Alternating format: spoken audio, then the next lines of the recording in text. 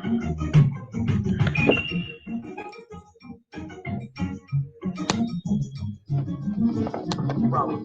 the very same time that America refused to give the Negro any land, through an act of Congress, our government was giving away millions of acres of land in the West and the Midwest, which meant that it was willing to undergird its white peasants from Europe with an economic floor. But not only did they give the land, they built land-grant colleges with government money to teach them how to farm. Not only that, they provided county agents to further their expertise in farming. Not only that, they provided low interest rates in order that they could mechanize their farms. Not only that, today many of these people are receiving millions of dollars in federal subsidies not to farm, and they are the very people telling the black man that he ought to lift himself by his own bootstraps.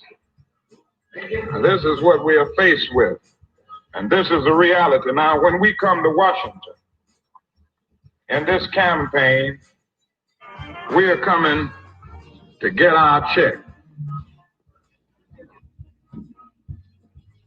Some researchers have estimated that the value of the labor extracted from enslaved Africans was up to $24 trillion, and others up to $97 trillion. Taking an average of these estimates yields a conservative valuation of up to $50 trillion, which is the effective size of tax imposed on Black people between 1619 and 1860. These estimates do not include any cost associated with the unimaginable pain and suffering, such as murder, rape, torture, separation of families, denied entrepreneurial enterprise, denial of education, theft of inventions and intellectual property, denial of freedom and the right to pursue happiness that accompanied the daily life of a slave over the course of 17 generations. So we are talking about a considerable, almost incalculable sum of money extracted from enslaved Africans that created extraordinary wealth for this country and for white America that was never recouped by American descendants of chattel slavery.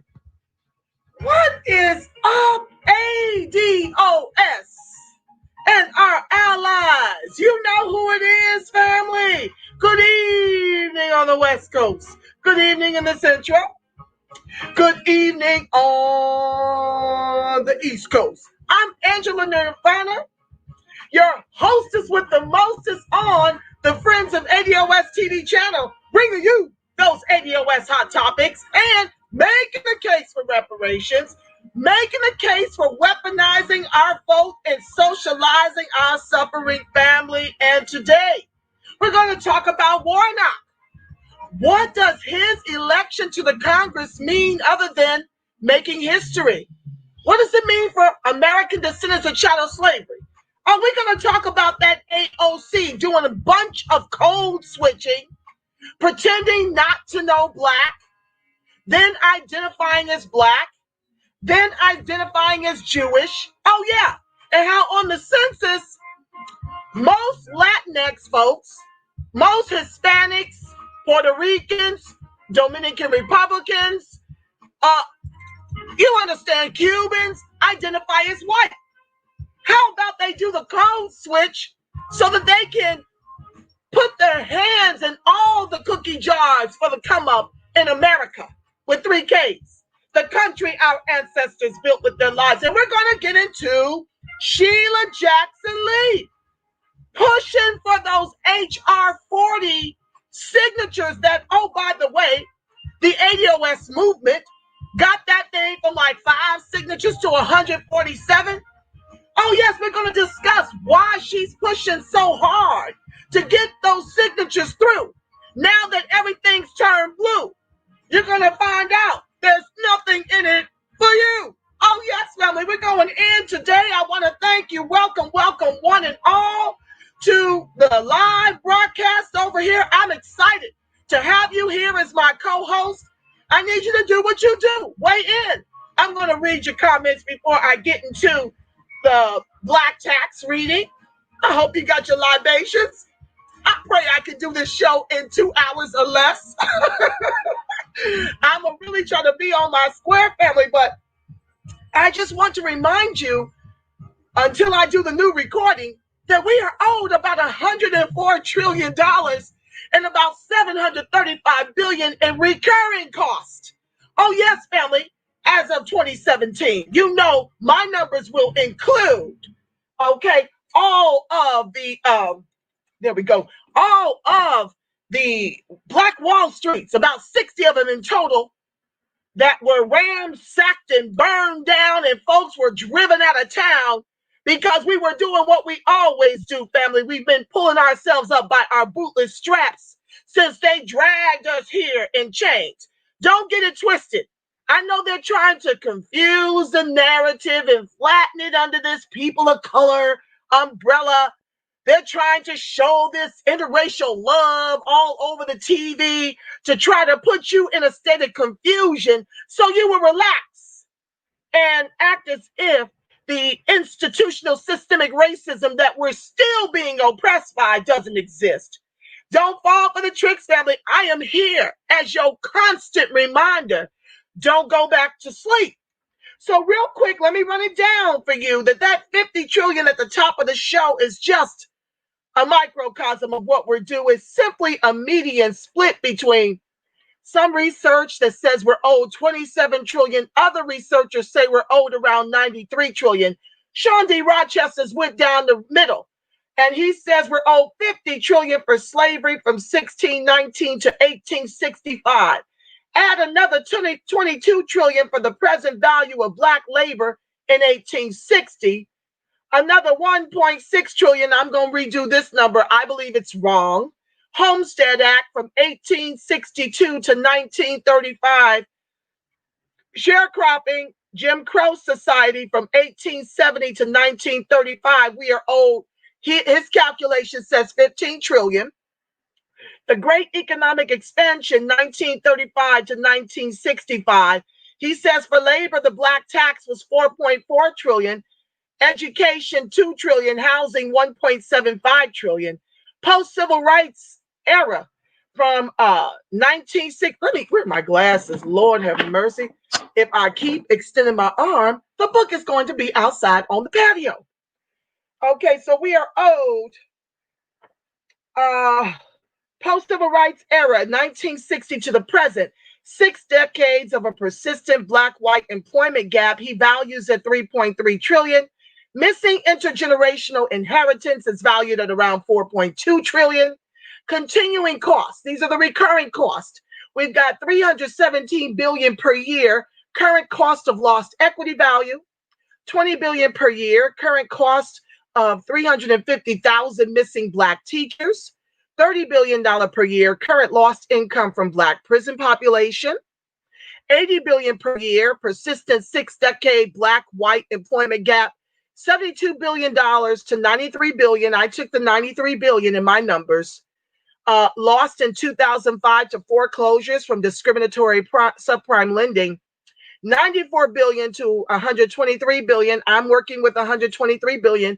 Cost of workplace discrimination in 1970. As I mentioned, this needs some tweaks. I have to do the math on the Homestead Act. I also have to get the numbers for all of the Black Wall Streets that were burned down by the white race soldiers or white supremacists. And I've also got to update all the numbers because this book was published in 2017 and we're now in 2021 and the costs just keep accruing. I am a negotiator by trade, litigator and negotiator. And the way I see it is we simply have to go big or go home. And that's my square. And that's what I'm enlisting others to help me in this fight for some real repair. I want to say shout out to my co-host, Justin Mathis, AOS New Jersey, York 2700. Thank you for joining the live. Mike Michelson, Terry Lewis, Robin the Girl Wonder, Gibson Eugene, Cafe Chuco, disconnect from Wi-Fi. Never that, my love. I'm not going to let you trolls take me off my square tonight. I'm just going to laugh at you because you're laughable. You can disconnect your Wi-Fi. This show is going on. So with that said, let's dig right in because I am determined to get through within 90 minutes to 2 hours the most. Okay, so let me share the screen.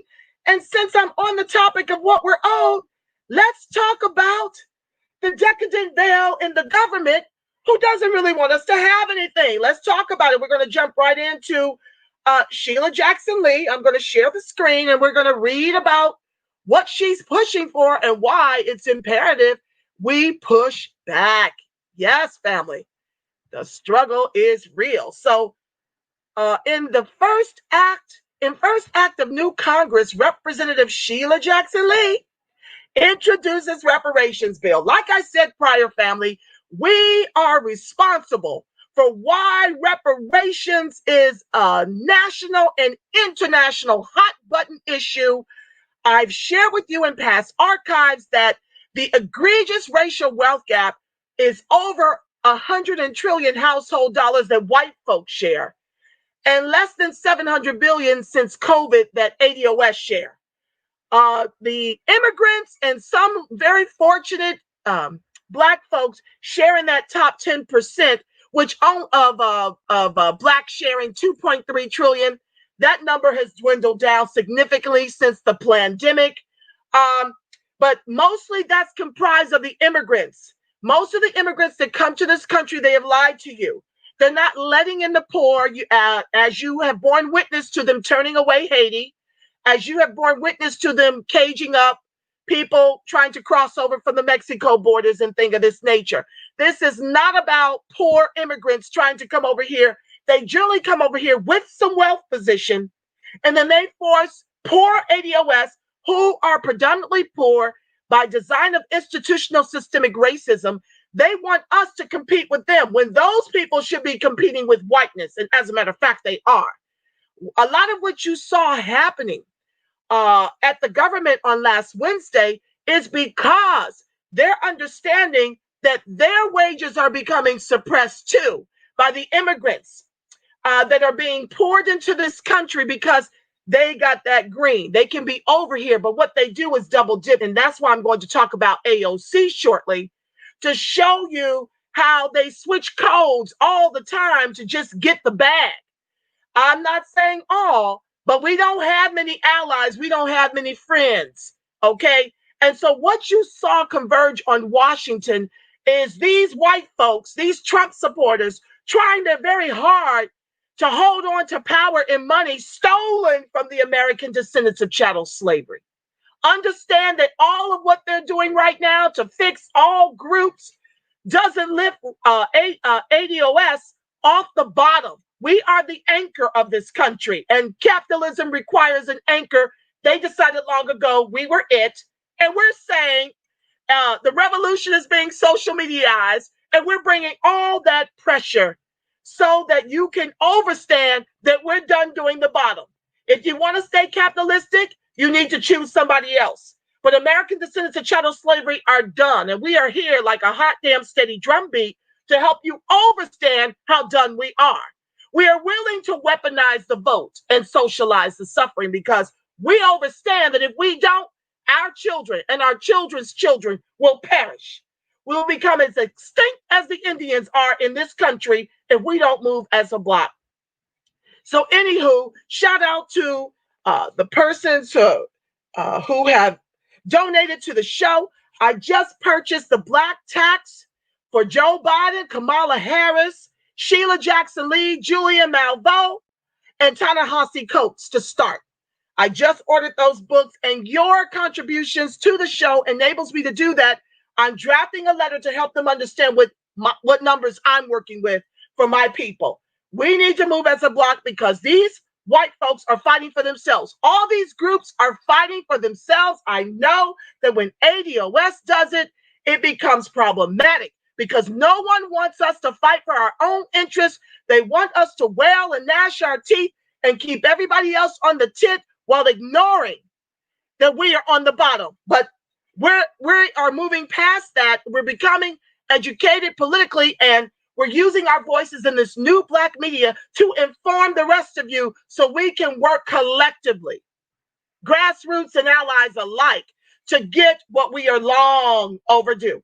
So let's get into what Sheila Jackson Lee is doing, and then we'll move through the rest of the articles I'm going to cover tonight. With the start of the 117th Congress this week, Congresswoman Sheila Jackson Lee from Texas, who, oh, by the way, descends from Jamaica, a senior member of the House Committees on Judiciary, Budget, and Homeland Security, has reaffirmed her quest for legislation that could eventually provide reparations for slavery victims. Let me help you understand again, if it wasn't for the ADOS movement, founded by many of you who participate in this chat, yes, we were the founders. We created our chapters about 18 months ago before HQ was even an idea. I do want to stress that, to give credit where it belongs to the people on the ground doing the grassroots work to get this reparations. We started the movement. We are the movement. In case people have confusion, because I see a lot of confusion swirling about, not going to live there. I just need to give credit where it's due. On Monday, January 4, 2021, Jackson Lee reintroduced H.R. 40, a bill that would fund a committee to explore whether Black Americans should receive reparations for slavery. First of all, this is me speaking. I'm going to interject like I always do. What do you mean, should receive reparations for slavery? You talk about all the wealth the immigrants and white folks benefit from is from our heinous chattel slave labor, the worst of its kind known to the born world. This is not even a question. The only thing they should be doing is reviewing the numbers I'm working with to start cutting the checks and to start funding our accounts. There's nothing to study here. All the studies have been done. And what's even more egregious about what they're attempting to do is they want to be paid, in addition to the $25 million that they managed to increase their salaries from the last COVID relief. Yes, they coupled the federal spending bill into the COVID relief to help themselves to $25 million more on top of the salaries that are paid to them by our taxes. They have the unmitigated gall in this HR 40 to be demanding $12 million to study something we know doesn't require it. It's already been studied. The only thing y'all need to be doing is getting together to decide how much and how soon. We are at George Floyd 846. We are out of time. While it does not, back to the text, while it does not directly introduce payments, the commission would study racial inequities and policy solutions. Stop, time out. This is what the problem is. This is why we've been begging for the HR 40 edits that Sheila Jackson Lee and her ilk, decide to ignore. She's working with Narcan and Cobra, who want this Pan-African kind of solution to remedy all of the Blacks in this country, when the ones that got here after the 65 Immigration Act don't descend from American chattel slavery. They may have done that elsewhere, but they've got CARICOM, they've got the things they're working on in Africa, none of which American descendants of chattel slavery are entitled to. But when it comes to HR 40, she wants to study racial inequities and policy solutions. This is not about racial inequities and policy solutions. We have seen how they've taken affirmative action. It now benefits those white women. I know y'all seen it circulating all over the Facebook. The white women are sitting up here and they're smiling at the insurrection. These are the white women that benefit first and foremost from the affirmative action due the American descendants of chattel slavery to make us whole post-slavery. Next in line for those goodies are these immigrants who like the code switch. They mark white on everything and get benefits of whiteness, and then they come through and sign off, about Black or minority or people of color or African American to get all the other goodies, while coming from countries where they already are enriched, right? Then they come up here and get set-asides, right? While we can't even get loans to start small businesses in our own communities. That's not how any of this is going to work as long as I have breath. Anywho, so she doesn't want to talk about, she want to study racial inequities, but there's a Black agenda for that. Reparations is exclusively for American descendants of chattel slavery.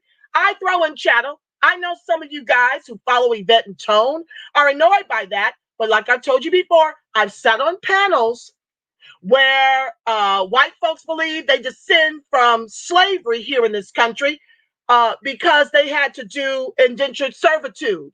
Even Hispanics are demanding reparations ever since the ADOS movement. Now, I know them and other people clamoring for reparations. I'm fully aware. But prior to us social mediaizing this revolution, you didn't hear folks running reparations on the debate stage. Okay? The only time I heard about reparations was when Obama said no. So shout out to the ADOS movement for making reparations relevant. We did that. Pat yourself on the back. You deserve all the credit. Okay? Okay, so let's keep going. In short, the commission aims to study the impact of slavery and continuing discrimination against African Americans, resulting directly and indirectly from slavery to segregation to the desegregation process in the present day, stated Jackson Lee. Once again, this is why the American descendants of chattel slavery want our own ethnicity. This government is very slick. They managed to take blackness and flatten it in African American, in people of color, in minority. So we can't be seen. All of this is a setup so that when we finally get reparations, it will be $5 Mexicans, $5 Asians, $5 white folks. Okay? All of these will find that one drop of black blood that courses through their family line to come and get a check. This is the setup, and this is why I put the extra gate up when I throw in Chattel. For those of you who lack understanding, that is why I do it. Because none of these groups can ever claim descendant of American chattel slavery. None of them. So that's why I put the gate up more secure. I suggested that over 2 years ago. Nobody took it and ran with it. So this is what we get. All these other groups trying to come in and crowbar their way in on our reparations. But I'm fully awoke and I'm fully clear. I'm not missing words. I'm not getting any of this caught up in confusion. We need our own specific identity because 90% of us in this country descend from American chattel slavery, and our failure is being masked. Folks woke up when George Floyd got the knee to the neck. Folks woke up when the insurrection occurred a week ago. That this country is not as democratic as it goes around the world trying to fight in the name of. We yet to have it here. Anywho, moving on. The commission would also make recommendations concerning any form of apology and compensation to begin the long-delayed process of atonement for slavery. We've already gotten your apologies. It's time for American descendants of chattel slavery to determine what that number is. My number already includes slavery, Jim Crow, and accrued ongoing systemic racism, oppression, and disadvantage. That over 104 trillion on the low end, because like I told you, I got a little bit more crunching of numbers to do before I'm settled on a number that I feel is sufficient that we can live with. Okay? It needs a little bit more work, but it includes all of it up into today. Okay? Under HR 40, the commission would comprise members appointed by the White House and both Congress chambers. What is problematic about this? What is problematic about the HR 40 commission being comprised of members appointed by the White House and both Congress chambers? Did Raphael Warnock even remotely mention black other than maybe some prison reform on his platform? And yet 90% of the electorate went out and voted for him. You guys keep trying to tell me that we can get this done after they get elected. I just heard Joe Biden give the civil rights leaders his white ass to kiss. Yes, he did, in a meeting, because he's made himself clear. Unseating Trump is what your votes counted for. No more, no less. Kamala Harris told you when she threw her hat in the ring, that's how emboldened she was, that she's not doing anything specifically for the very group whose ancestors built the country with their lives. So why should people, black and white alike, black, white, yellow alike, be able to put together a commission comprised of folks in the White House and both chambers of Congress? When has that ever been good for American descendants of chattel slavery? Put it in the chat. The bill has increased support with 147 co-sponsors in the House, all Democrats. Well, once again, that is because we were raging about reparations, understanding that we are on the bottom in jobs, in businesses, in home ownership, that Obama literally created 1 million white millionaires during his tenure after we got him elected, okay? I think about 65% of black folks showed up for Obama. More than that showed up for Biden, which is Obama 2.0. But we show up for him. He tells us no to reparations, creates 1 million white millionaires during his tenure due to his policies. We lose 43% of our wealth. And so we understand that we are at George Floyd 846 because why, family? Dollars bring dignity, and being impoverished means ADOS is a target. These race soldiers aren't stopping people like me who may be in the hood visiting family. The bullets don't know my pedigree. They don't give a damn that I'm a homeowner and a mother of a beautiful track star and, that I've got assets. They don't care that I've got a degree. They don't care that I've got a wealth of job experience. Okay? So what I'm trying to tell you is that we can't sit up here and be accomplished in our own right and not give a damn about the less of them who are still in the hood, because many of them are our family. And if you're not fighting for reparations, then you're fighting to be their reparations. We got here by design of institutional systemic racism. Don't blame your people for what the government legislated.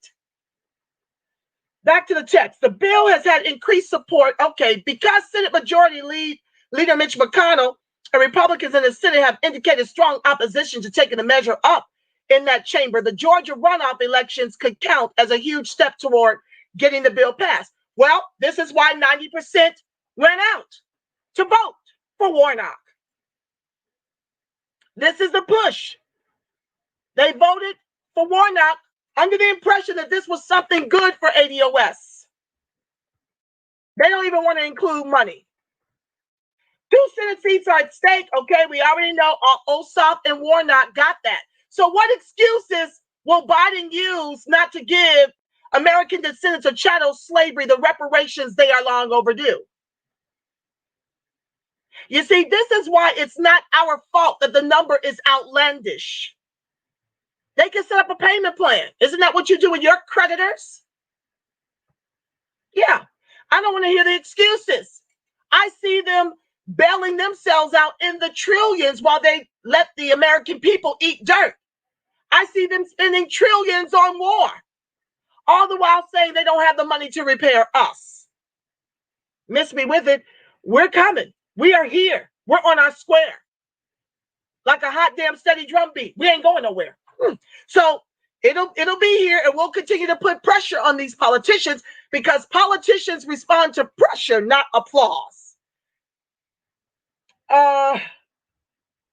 The impact of slavery and its vestiges continues to affect African Americans and indeed all Americans in communities throughout our nation, Jackson Lee remarked. But it continues to impact us the most. I'm not going to get into a pissing match, but understand if you 200 liquid or $60,000 liquid, you are in 2 different communities where the race soldiers dwell. Which one do you think they're going to be at? In the one where you are worth African immigrants down here anyway, 60,000 liquid? Are they going to be where the ADOS is 90% of Skid Row and about 200 liquid? We've got some exceptions. I'm an exception, but I am here fighting for us all to be the unicorn in the room. It is not fair that we got a handful of exceptions while the rest of our people eat dirt and gets executed by government sanction. None of that sits well with me because there before the grace of God go I. So that's why I use my voice in this platform to fight for those of us who have been silenced by institutional systemic racism. Moving on. Since the initial introduction of the legislation, its proponents have made substantial progress in elevating the discussion of reparations and reparatory justice at the national level and joining the mainstream international debate on the issues. Well, let me help you with something. The UN already told y'all when they came over here for a visit and visited Black communities that it was atrocious. The poverty we were experiencing in this country was that of a third world country, in the richest country in the born world, that our ancestors built with their lives. And then, of course, if it wasn't for us social mediaizing the revolution, this would still be a non-issue. They'd still be at about 5 signatures. So know that this was our work. Round of applause. Jackson Lee noted that some have tried to deflect the importance of these conversations by focusing on individual monetary compensation. Who are you talking about, Jackson Lee? Are you talking about Narcan and Cobra, who want to control the fund and the way the monies are dispensed? Are you talking about yourself, who wants to be paid in the millions to study we know should already be sold? It's not a deflection to fight for the reparations we are owed in the trillions over multi-generations. It's not a deflection to demand that it be cash.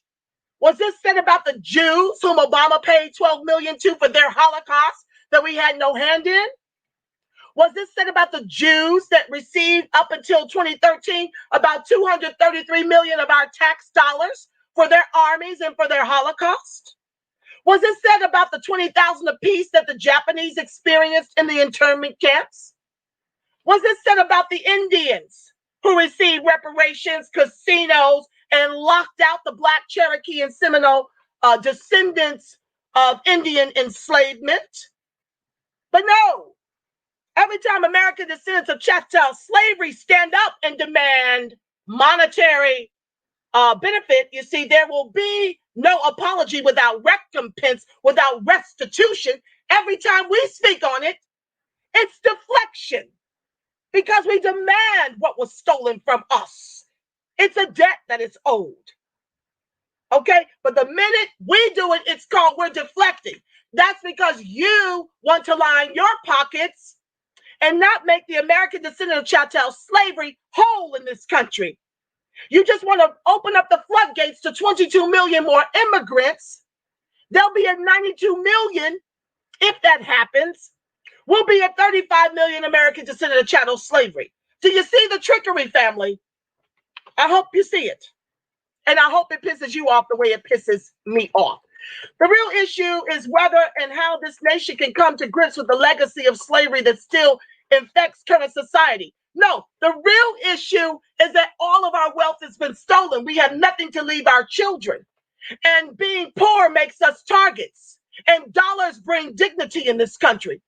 I don't see any other group being imprisoned like the ADOS. I don't see any other plans for preschool to prison pipeline like I do see the American descendants of chattel slavery. I don't see any other group being redlined into environmentally racist neighborhoods and tenement housing. I don't see any other business. I don't see any other groups being denied access to business loans, home loans. I don't see any other groups being denied employment. That's the real issue.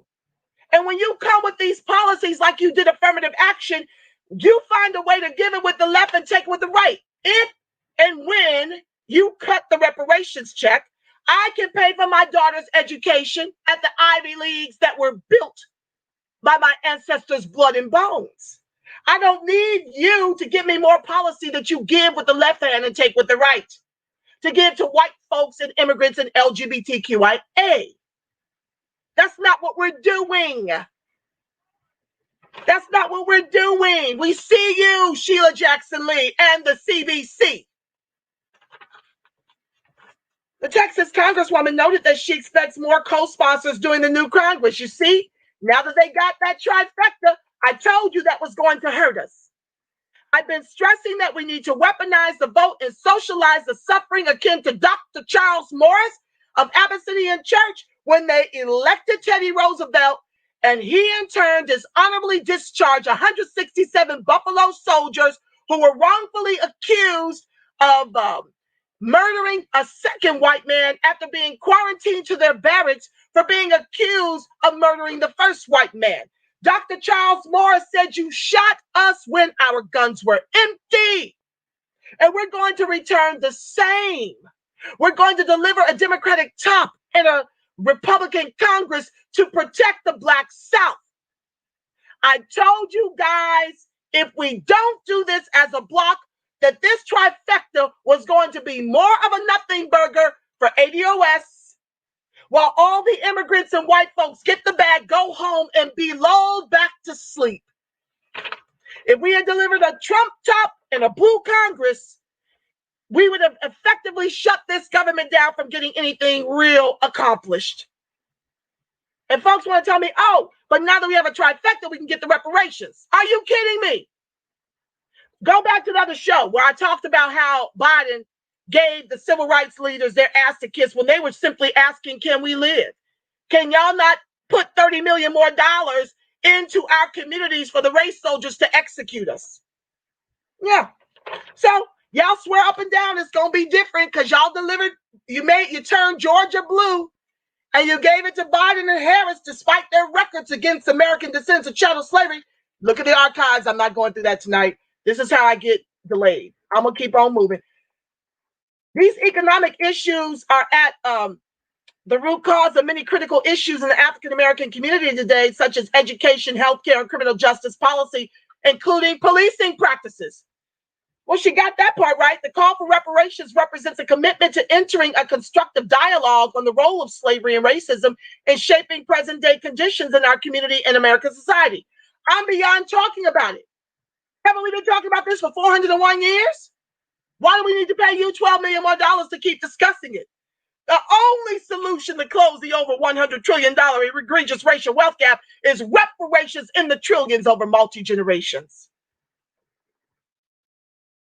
I believe that H.R. 40 is a crucial piece of legislation because it goes beyond exploring the economic implications of slavery and segregation.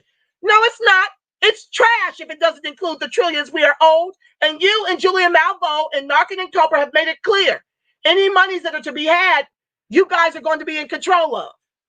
Which means my people will never see it, the ones that are owed it. We got something for you, though. It's a holistic bill in the sense that it seeks to establish a commission to also examine the moral and social implications of slavery. If it doesn't include the cost, it's a nothing burger. In short, the commission arms to study the impact of slavery and to address continuing disparities in the African-American community and discrimination against the African-American community resulting directly and indirectly from slavery to segregation. After its study, the commission would offer proposals concerning the long-term impact of slavery and bring about solutions to these ongoing disparities in the African-American community. If you're not interested in cutting checks, you have no solutions. Those checks would enable us to leave this piece if that's what we choose to do. I'm going to have, what's my lovely Chrissy Bambusa on next Sunday to talk about how she's over in Mexico living her life like it's golden. I'm hopeful to have some members of the DMV who recently visited Africa to talk about what's going on over there. I'm not going to say too much about it, but our hands are everywhere. We're demanding the reparations everywhere. Okay? So, like I said, it ain't a real solution if you're not interested in making the ADOS whole economically. Black lives don't matter until economic inclusion for American descendants of chattel slavery matter. Moving on.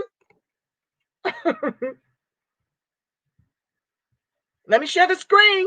Let's talk about Warnock. 90% of you ran out and did this. Let's talk about it. I'm bringing it up just a second.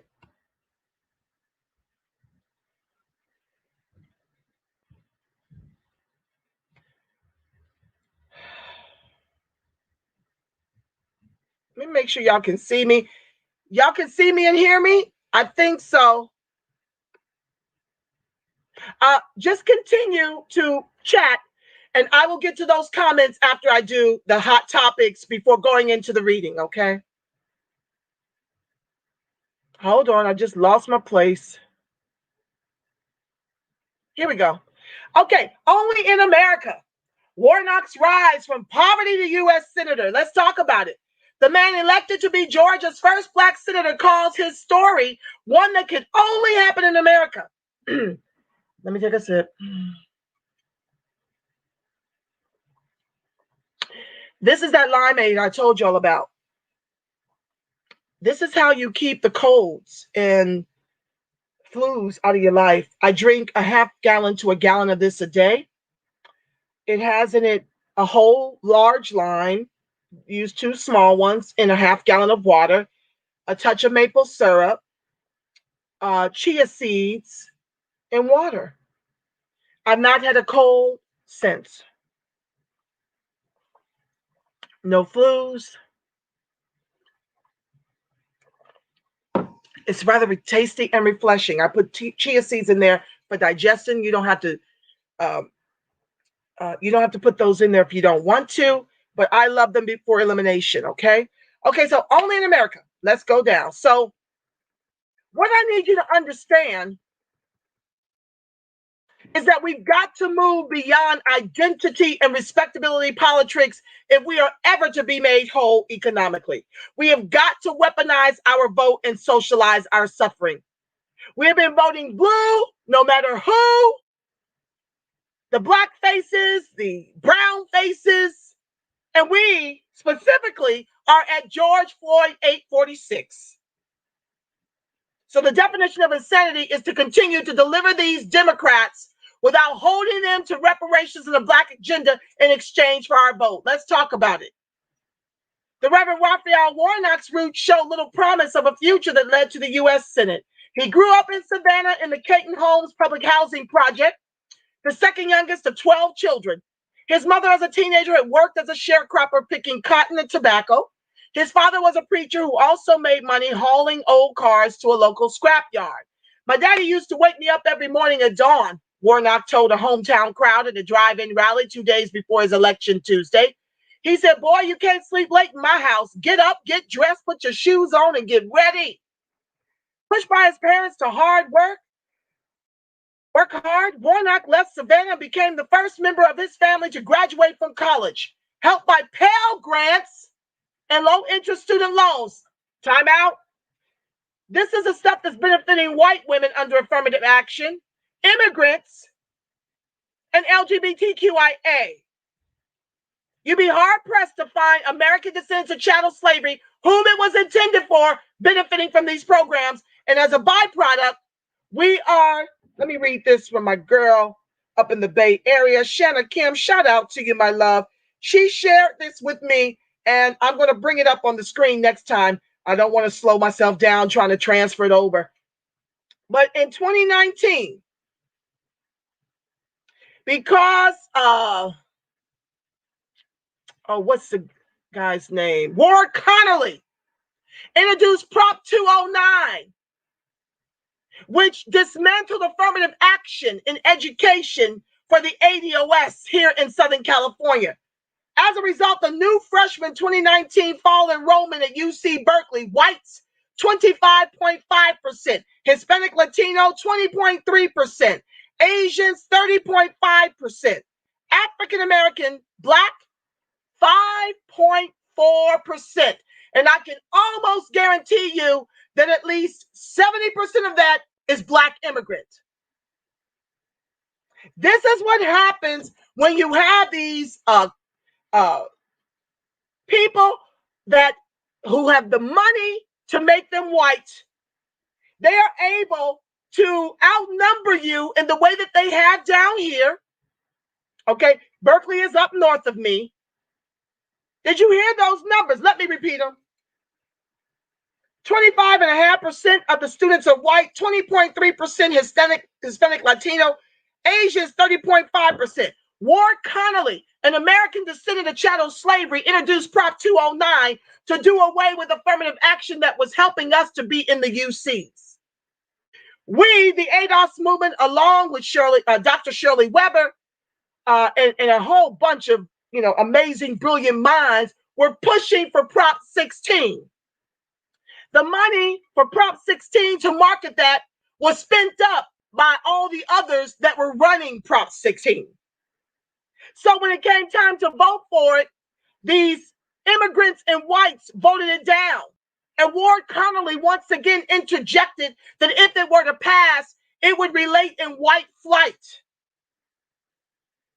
You see how identity politics hurts American descendant of chattel slavery. They will undo you while looking just like you, because they're protecting their bottom line. They don't give a damn about us no more than white folks. Anywho, back to the text. He earned a PhD in theology that led to a career in the pulpit, eventually as head pastor of the Atlanta church where the Reverend Martin Luther King Jr. preached. Oh, yes. Oh, by the way, where Reverend Martin Luther King Jr. not only preached, but Reverend Dr. Martin Luther King was executed because in his last 3 years on this earth, he was fighting for reparations. Go and check out Raphael Warnock's platform. You are at a church where King presided, and you got homeless sleeping on the front steps, and you got homeless camps right across the street from the church, and reparations nowhere in your platform. But we're running through the streets as if this is a come up. Anywho, now Warnock 51 will go to Washington as the first Black senator elected from Georgia, a southern state still grappling with this painful history of slavery, segregation, and racial injustice. Only in America is my story even possible, Warnock told the cheering drive-in crowd Sunday. Warnock defeated blah. Let's read it. Warnock defeated Republican Senator Kelly Loeffler, a wealthy businesswoman who spent more than $20 million of her own money to try to keep the Senate seat to which Georgia's Republican governor appointed her a year ago. Me speaking, we had Tamara Johnson Sheila, and we had the momentum of the ADOS movement, good, bad, or indifferent. You don't need money when you've got votes. That sister was all over rural Georgia. She came in 6 out of 20 candidates, only $40,000. Imagine if the ADOS movement had gotten about behind her full-chested. She could have weaponized her success with even more votes to force Warnock to the reparations. And this is where, not me and not many of you that are watching who supported Tamara, this is where the movement got it wrong. They instead went out and voted for this instead of pushing as hard as they could to get one of us at least close. That's who I want to work with. Those who want to get full-chested reparationists like Tamara Johnson Sheila, 150 of those in office. It's coming.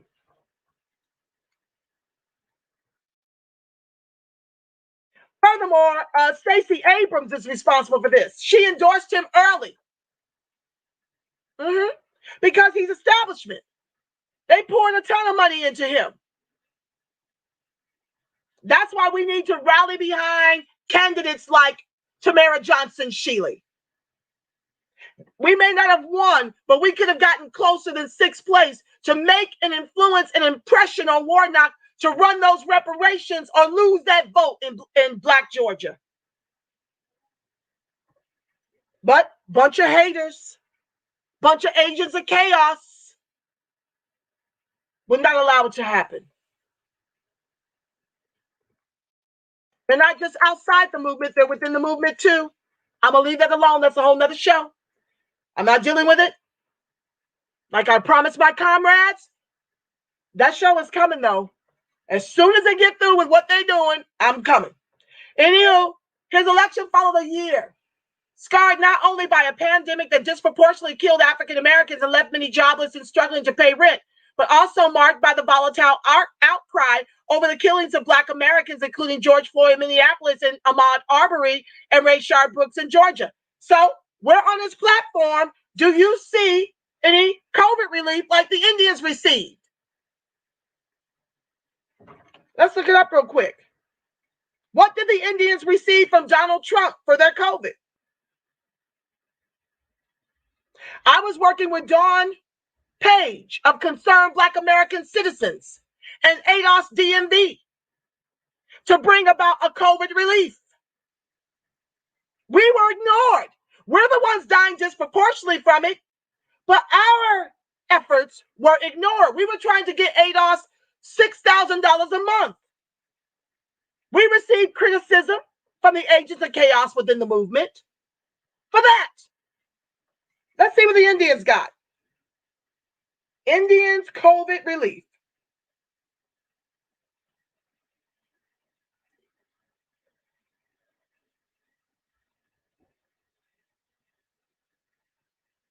Udall applauds passage of tribal funding. Hold on, it's moving slow. Udall applauds passage of tribal funding for COVID-19 response, tribal coronavirus relief, fund extension, and Indian country priorities in end-of-year spending bill.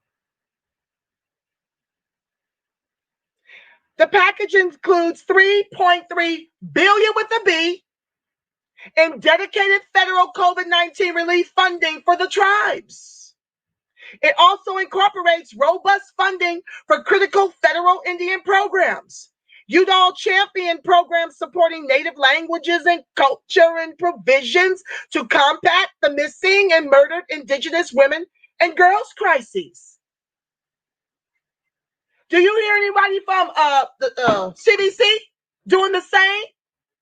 Are they applauding having done the same for the very people who are dying disproportionate from the COVID due to lack of health care and due to being redlined into environmentally racist communities and tenement housing?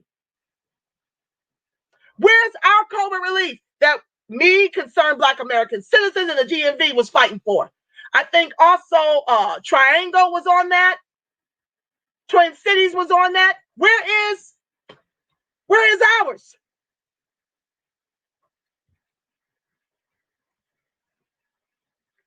Where is our we're in Warnock's platform that y'all ran out 90% of the electorate to vote for. Where in there is he urging to decimate qualified immunity so these race soldiers can be held accountable when they murder us by government, state, and state sanction? Where is the dismantling of private prisons in Biden, Kamala, or Warnock's platforms? Copy and paste it. Let me know where you find it. Back to the text. Warnock isn't the first Black candidate to win statewide office in Georgia, where voters elected Black men to serve as Attorney General, State Labor Commissioner, and a state Supreme Court Justice in the 90s. But the Senate seat is by far the most high-profile office won by an African-American from the state. What excuse will they use now that they have a trifecta? The same excuses Obama used when he had a trifecta his first term? When the Republicans take it back, will they, conveniently dismiss all they failed to do for ADOS after telling us they weren't doing anything specifically for us? Will they wait till it turns red after the midterms and we don't show up in the same numbers we did because we realize ain't nothing coming? Back to the text. A barrier has been broken. A wall has literally been shattered and splintered, said Michael Thurman, the elected CEO of DeKalb County in Metro Atlanta. Historically, it didn't matter how qualified you were. Primarily, you were prohibited by color. It was an office reserved for white men. Yeah, we could have done this with our vote if we had pushed for Tamara Johnson Sheila. It didn't matter how qualified she is or is not. On 40,000, she got 160,000 votes. And a lot of agents of confusion in the movement that robbed her of opportunity to be a real contender, which, like I said, could have been weaponized against Warnock which is why she was running. She wasn't really expecting to win. She wasn't running to lose. She was running for relevance.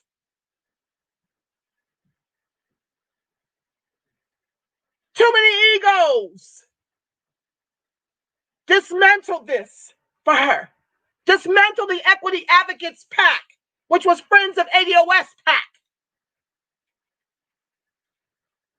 That was here to raise money so that we could put people like her in office. I'm doing something different this time. I'm not mincing words. A Black Democrat, Thurman, previously served as Georgia's labor commissioner and ran his own campaign for the U.S. Senate in 2010. He credited Warnock's victory largely to Georgia voters defying stereotypes and expectations. African-American voters did something many political pundits didn't believe they would do, which is to come back for a runoff, said Thurman, who also noted that many whites supported Warnock, even as Republicans spent huge sums to portray him as being too radical for the traditionally conservative state. The fact that whites weren't scared to vote for this Black man was quite amazing. Why? It's no more amazing than the fact that the signatures on the toothless HR 40 went from 5 signatures to 147 signatures. It doesn't matter the color of the skin you're in. There's a bunch of Black white supremacists running the country who don't give a damn about ADOS even when they descend from sharecroppers and slavery. It ain't no surprise that's how they ran out and voted for Obama. When white folks vote for him and want him, you need to run the opposite direction. That's a hit and a half for your ass. Michelle Viosa moved to Atlanta last year from New York and said she's been unable to find a job amid economic fallout from the pandemic. Hearing of Warnock's win when she woke Wednesday, Viosa, a Black woman of Haitian descent, cheered his victory, but also wondered what he'll do when he gets to Washington. She's of Haitian descent, having a hard time finding work. How much more hard is it for American descendants of chattel slavery in the country our ancestors built with their lives? I believe God wanted it, Viosa said. I'm hoping he uses his powers for good for our community. There's been so much oppression on our people. Not more than the American descendants of chattel slavery. We've been doing this for over 401 years. Who's more oppressed in this country than ADOS? Warnock framed his campaign for the Senate as an extension of his years of progressive activism as a leader of Atlanta's storied Ebenezer Baptist Church. How? With homeless sleeping on your step, homeless in camps across the street, and nothing in your platform to fix it. He won the election on a platform that called for bail reform and an end to mass incarceration. Who does that impact? 1 million of us? A living wage and job training for a green economy. Unless you do quotas and set-asides for American descendants of chattel slavery, that don't even matter. Our men are the #1 unemployed in the country. Their unemployment numbers are off the charts, especially now during a pandemic. Class-based policies don't fix race. You fix everybody else, we're still on the bottom as the anchor of this country. A living wage and job training for a green economy, expanded access to voting and healthcare, and student loan forgiveness, white wealth transfers. If only 18% of us are degreed by design of institutional systemic racism, who does waiving student loan debt help? White folks. This is why they vote for him. Everything in here benefits immigrants and white folks. Not American descendants of chattel slavery. A few of us will benefit from those crumbs, but by and large, we won't.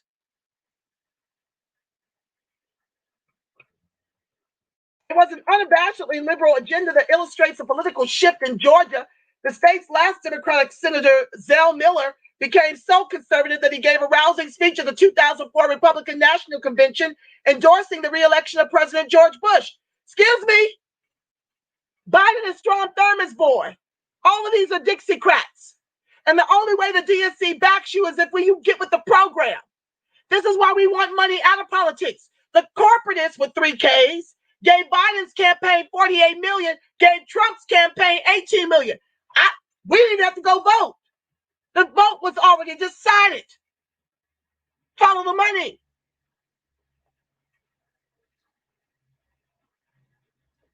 This is neoliberal Obama 2.0 all over again. When we lost 43% of our wealth. During this pandemic, it's done. We don't have to wait till 2053 to be a wealthless group. We're already there. If I'm animated and too loud, turn down the volume on your computer. It is what it is. I get loud when I get excited.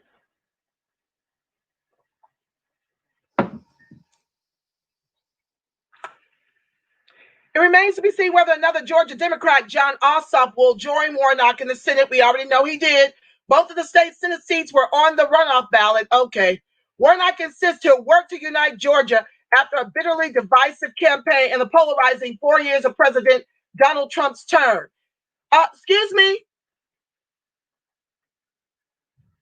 There is nothing different in the racism other than Trump is overt and the Democrats are covert in their racism.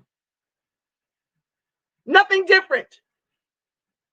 The Democrats actually hurt us because they put the people back to sleep under this auspice that Biden-Harris is better than Trump.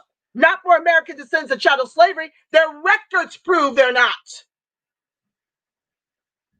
But this country managed to make such a boogeyman of a racist in office of 4 years, it had y'all running to the polls to elect racist plural in office a combined 65 years. Instead of listening to the movement and weaponizing our vote and socializing our suffering. It's advantageous for Trump to leave this country to tear the draws off of this country so the world can see what's really going on. Otherwise, the world tends to think, until George Floyd 846, that is, that we got it as good as Oprah and Jordan and James.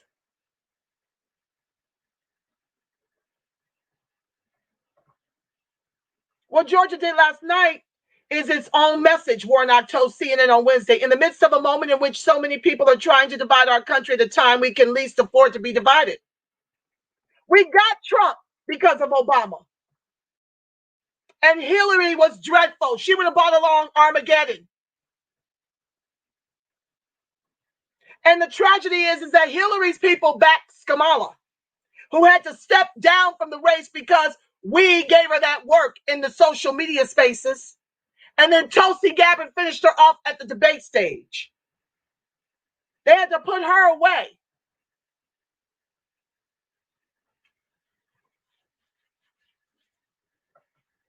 That's how we got Trump last election cycle.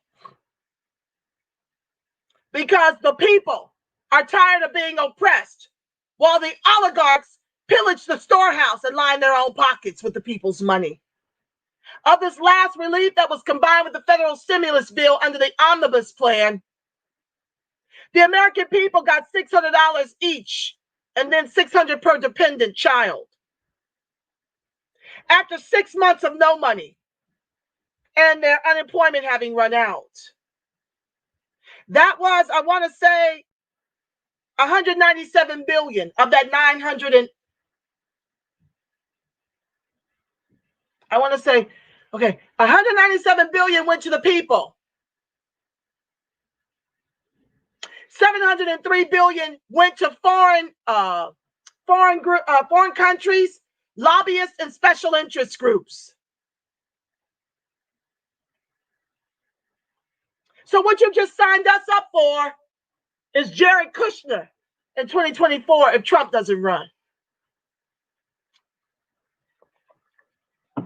Because the people are going to lose more of the same. The Americans are going to get shafted in this deal when they open the borders to 22 million more immigrants. We're going to be shafted. And it's going to show up in the vote.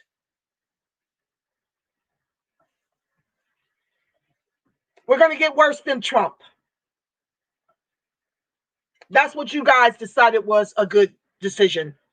Over weaponizing the vote and socializing the suffering and demanding reparations in the Black agenda. Loeffler and Republicans, okay. Loeffler and Republicans targeted Warnock using video snippets for some of his sermons as ammunition for a barrage of negative ads. One of them featured Warnock defending President Barack Obama's former pastor, Jeremiah Wright, after Wright decried the country's mistreatment of blacks with the exclamation, "God damn America." See, Latinos can run around and vote for Trump. Nobody comes for them.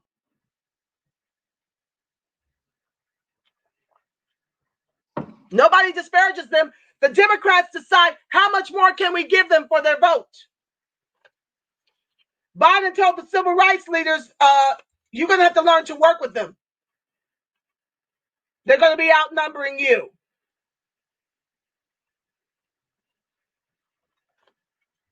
That's for capitalism's sake. He understands their numbers are dwindling. All they have to do is wave a magic wand and you are white, especially if you've got that green. Warnock was arrested at the Georgia State Capitol in 2014 while protesting the refusal of state Republicans to expand Medicaid. In 2017, as he and other pastors demonstrated against efforts to repeal Obama's signature health care law, he was arrested again at the U.S. Capitol in Washington. Warnock recalled the Washington arrest during his speech Sunday in Savannah as he looked ahead to his next trip to Capitol Hill. "I'm going to meet those Capitol police officers again," he said. "This time they will not be taking me to central booking. They can help me find my new office."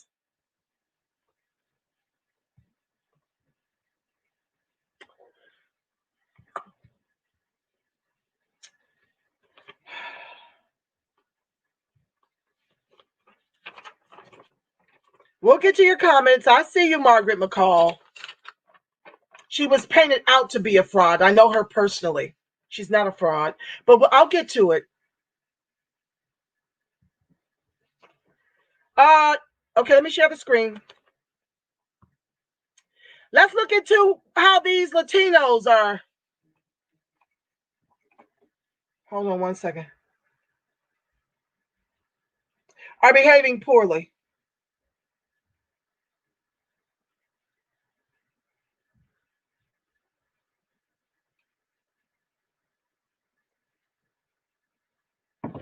Oh, okay.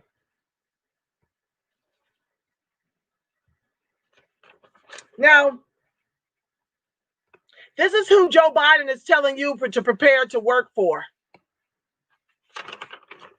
These are the ones that do a whole bunch of code switching. They use their whiteness for the come up, and they use their people of color for all the other goodies, while American descendants of chattel slavery get left out. Who is black, she asked. Alexandria Ocasio-Cortez's erasure of blackness in America dismisses the fight for social justice. March 19, 2019, this article came out. Written by Demetria Iman. I want to just, I have to cite this real quick. The Fair Use Act. This is my copyright disclaimer under Section 107 of the Copyright Act of 1976. Allowance made for fair use for purposes such as criticism, comments, news reporting, teaching, scholarship, education, and research. Fair use is a use permitted by copyright statute that might otherwise be infringing. Now that we got that out of the way, whatever reparations could look like in the future, there is no question that the rightful recipients of said payback are not just black people. We've already talked about the importance of unflattening blackness. 90% of us descend from American chattel slavery. If you happen to be immigrant and you descend from that, then you're due a check. But let's move on. I won't get caught up. I'm already at 6:11.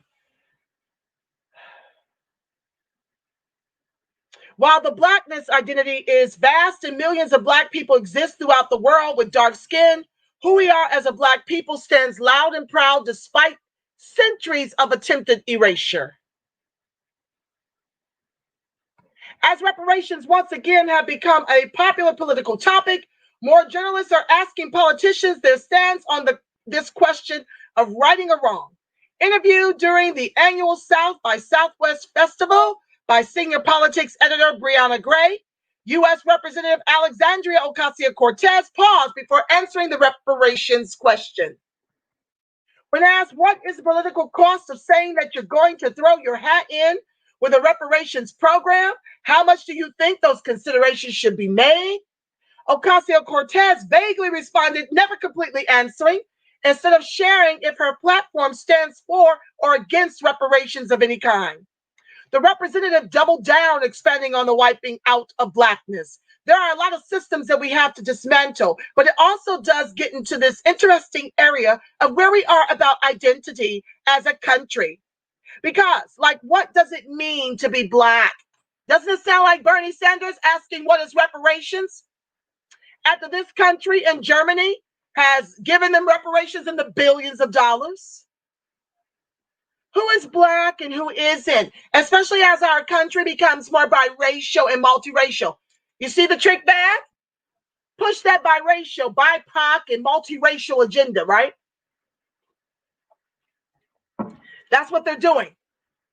Pushing that to extinct American descendant of chattel slavery, to silence our justice claim. You get these kinds in our government, it's really a wrap. It's hard enough with white folks. But the immigrants who have been made white, oh my God. They are as bad, if not worse, in their benign neglect of American descendants of chattel slavery. You see it? Continuing to propose the same questions about Latino identity, Ocasio-Cortez says, I think it's important that we have substantive conversations about race beyond like what is racist and what is not. And if someone says something racist, does that make them a racist? Never addressing the question about reparations, Ocasio-Cortez managed to devolve Blackness in America as existing as slaves in 3/5 of a human being to encompassing an entire country of mixed races and ambiguity. Asking, what does it mean to be Black? Followed up by, who is Black? Suggests the centuries of torture and triumph endured by American descendants of chattel slavery becomes absolved into justice for all. Let me repeat it. Class-based policies does not fix race. When you bail all these other groups out with our reparations, we're still anchored to the bottom. With instances such as the infamous Rachel Dolezal scandal, Ocasio-Cortez raises a valid point. The social construct of race, including Blackness as an identity, leaves room for imposters, which is why I refer to us as American descendants of chattel slavery. There's no room for imposters in chattel.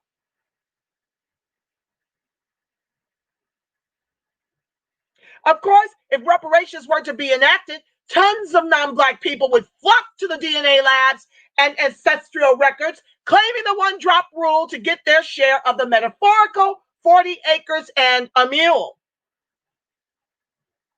This is what happens when you don't put a secure gate up around your lineage. The obscurity of Blackness does not go without definition. Speaking specifically to the United States, a country whose politics are consumed by turmoil, Blackness still refers to people of African descent who were taken and transported from African countries and held as slaves on American soil.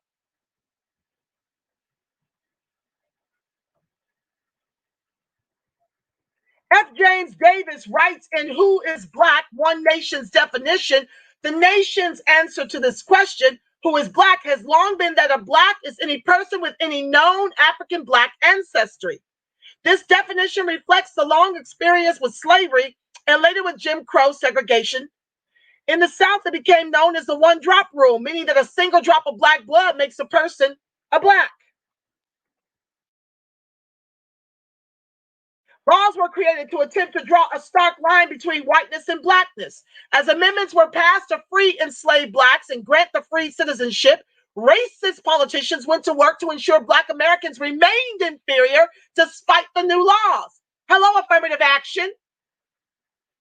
Racial integrity laws passed in Virginia in 26 prohibited interracial marriage, defined as marriage to a white person, someone, quote, who has no trace whatsoever of any blood other than Caucasian. Who is that when the masters raped us?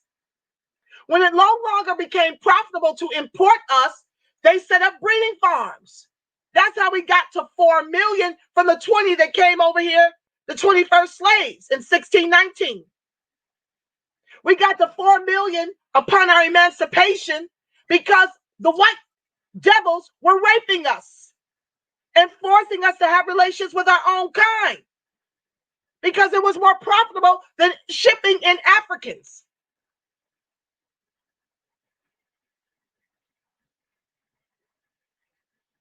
For decades, the Jim Crow laws enacted in states across the nation relayed a strong message of hate and segregation, with effects that still linger today. Of course, we do have to dismantle many systems that disproportionately leave Black people drawing the short end of the straw in every aspect of life. The NAACP reports Black people are incarcerated at more than 5 times the rate of their white counterparts, and the imprisonment rate for Black women is twice that of white women. To uphold whiteness, it has and will continue to take countless generations' commitment to untangle the knots tied with strings of injustice that have been stitched into a system of oppression under which Black people continue to bear. Specifically, American descendants of chattel slavery. Like I said, unless if you're sharing the 2.3 trillion of the once 3 trillion before COVID, the race soldiers are not likely to be in your neighborhoods. You're more than likely in a home that isn't plagued with environmentally racist things like lead paint and water.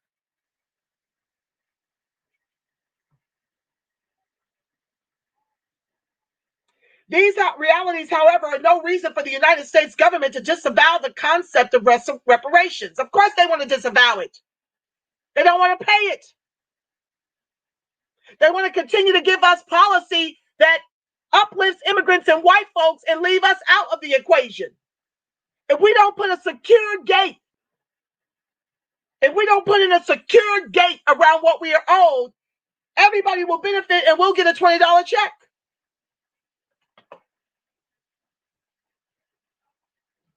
The point stands that the people who live with Blackness have endured centuries of tragedy as well as triumph, unakin of those who are of biracial and mixed ethnicities. My friends, my comrades have shared with me how the Black immigrants weaponize their accents and where they're from to get favor and position in corporate jobs. It's no wonder down here from a 2014 Color of LA study that we are 200 liquid to African immigrants, 60,000 liquid. They're more gainfully employed. Kamala Harris has designs to, and Biden now is on board, H-1B visas to open up the country to more East Indian Brahmins to come over here for tech jobs. Down here, Asian Indians, Kamala's people, are $425,000 liquid. To American descendant of chattel slavery, $200 liquid. To define their experience with nebulous terms does a deep disservice to the ancestors. Despite the flagrant institutional racism, Blacks remain defined as a group of marginalized individuals who have operated under an oppressive label, which has united them in ineffable ways. If ever and however reparations are to be delegated, identifying Blackness and who gets to rightfully claim theirs should not boil down to who gets to be Black. Blackness undeniably exists because of a historical qualification and legal definitions. Diasporic experiences and racial congruity should not be something politicians like Ocasio-Cortez can conflate for the purpose of hers or the public's political agenda.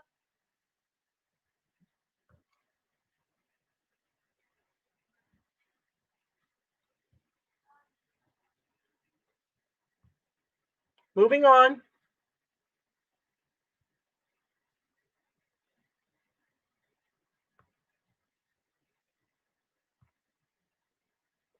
Let me share.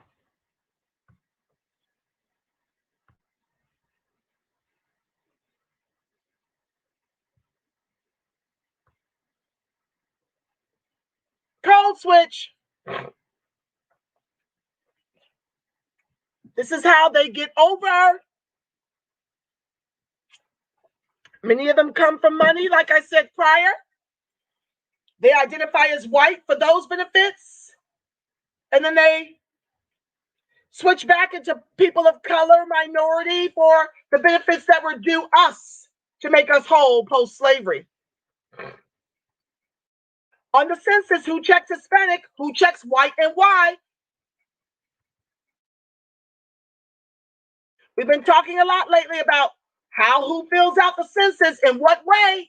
It's an ongoing preoccupation of code switch, and one shared by Julie Dowling, a University of Illinois sociologist whose book, Mexican Americans and the Question of Race, came out earlier this year. As a daughter of a Mexican-American mother and Irish-American father, Dowling knows all about the complexities of filling out the race question on the census form.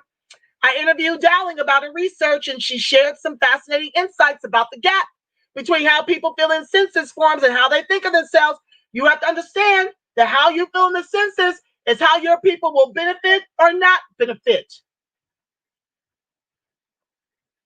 This was the first time in the census I saw a line to put an American descendant of chattel slavery, and I did just that under the category of Blackness, which is generally flattened or only includes African and Caribbean.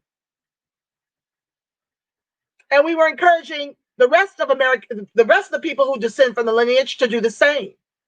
We hope it makes enough of an impact for our fight to get the ethnicity on those census forms.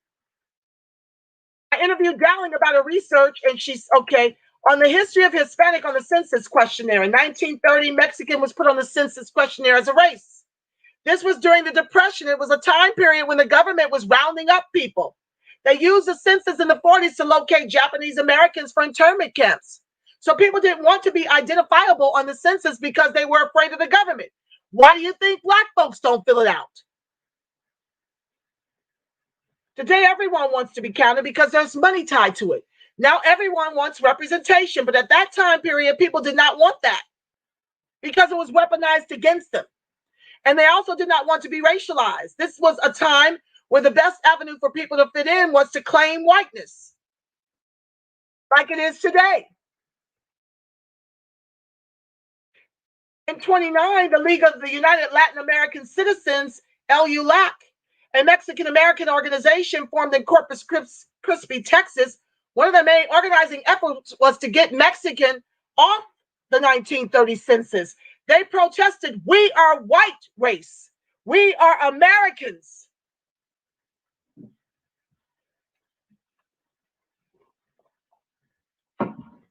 The Mexican government itself protested the category because the entire Southwest used to be part of Mexico. And when it was taken over by the U.S., they promised Mexico that the Mexican residents there would be treated as full citizens. Well, at the time, you had to be white to be a citizen. So that's where the whole issue came about, of Mexicans specifically identifying as legally white, but socially non-white. It worked against them in some ways because they claimed segregation and discrimination. The parties being accused of discrimination could say, well, no, you're white. So this history of claiming whiteness has been a strategy that Mexican Americans and other Latino groups have used to try to lobby for acceptance, claiming Americanness, claiming whiteness. LULAC and the Mexican government successfully had Mexican removed from the census questionnaire. After 1930, there's never been another Latino group listed as a race on it.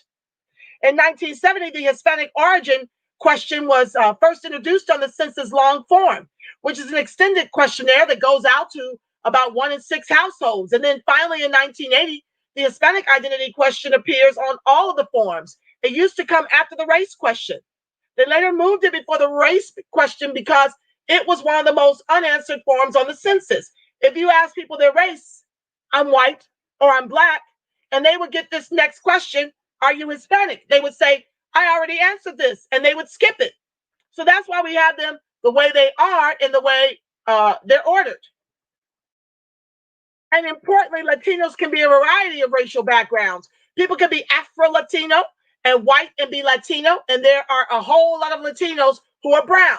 So there's the issue of not wanting to be racialized. And there's a racial diversity of Latinos themselves. I'm not going to read this whole thing. You can look it up. But the bottom line is I'm trying to make a point here. Let me go to my last article, and then we'll get into your comments.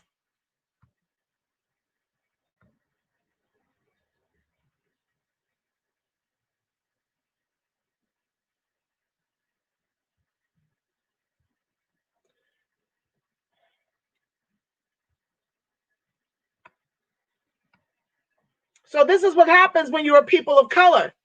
Welcome to the tribe. Ocasio-Cortez's Jewish background draws praise, criticism online. You could just be this chameleon, right?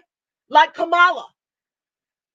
You can, because you went to Howard and you joined the AKAs, identify as if you're an American descendant of chattel slavery for the vote. While imprisoning men out here, while keeping them on lockdown, even the governor says the jails are overcrowded. Let's let some of these nonviolent offenders go. And she tells the governor, no, as AG, I need them for $1 a day to put out the white fires in the hills of the white homes. Then she can get on TV and act like a silly white girl whenever she chooses to laugh like a hyena, or laugh when she's locking up mothers of truant children who've got medical challenges and have to work several gig jobs and can't get their kids to school. She can laugh about locking them up like a hyena. Or when she wouldn't prosecute the race soldiers who let Mitrice Richardson out. She had a bipolar episode, master's degree, had a bipolar episode, I want to say in Malibu. And instead of taking a credit card over the phone from her grandmother, the restaurant owners called the police. They put her in jail, promised her mother, who was concerned about driving to Malibu in the dark, to please keep her overnight, and that she will come for her in the morning when there was daylight. These race soldiers let her out without her phone, without a ride, without notifying her family. And about a month later, she was found dead. So she can weaponize blackness to get elected as senator, because that's what she did. She promised, the father of Mitrice Richardson that she would actually go after the race soldiers and prosecute them for what they did. That rallied a lot of black support around her, of a people that otherwise had great disdain for her record against American descendants of chattel slavery. No sooner than she won, she closed the case and said there was nothing to see here. So this is what they do. They're these chameleons that put on blackness for convenience for the vote. They'll speak in your vernacular. They'll play Al Green.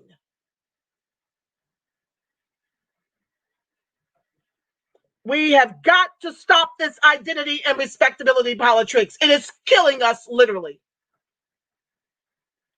So with that said, I'm not going to go into this whole thing because I don't feel like it. You guys can look it up. I'm coming back over to see what you guys have to say about it. You can't hear me. What?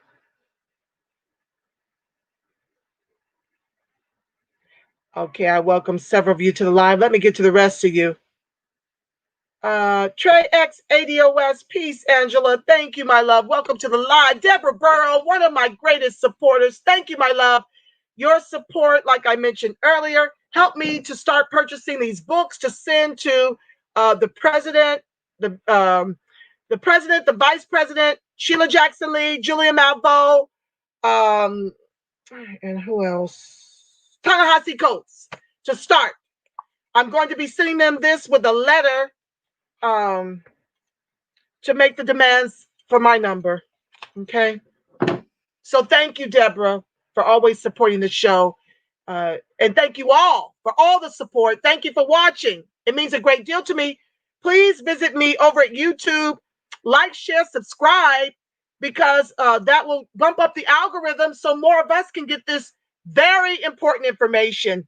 And we can all be politically engaged and aware to get ready for 2022. The movement takes cat naps. Okay, Lord, I'm going to try not to jump. Okay. Trey X says, we don't want a study. We want reparations now. You got it, my brother. And thank you, Trey X. I heard you are, I think it's Robin's husband. Thank you so much for your generosity.